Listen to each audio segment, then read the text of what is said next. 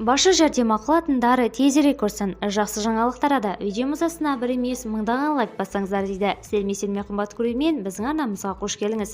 Әлемде және Қазақстанда болып жатқан жаңалықтарды ең біріншілерден болып білгіңіз келсе, арнамызға жазылып лайк басуды ұмытпаңыз. Көпбалалы отбасыларға берілетін жәрдемақы көбейді. Биыл көпбалалы отбасыларға берілетін жәрдемақы көбейді. 2024-2026 жылдарға арналған республикалық бюджет туралы заңға сәйкес 3692 теңге болып белгіленген. Алғашқы 3 баласын туғандарға 38 яғни 1400-296 теңге жәрдемақы тағайындалды.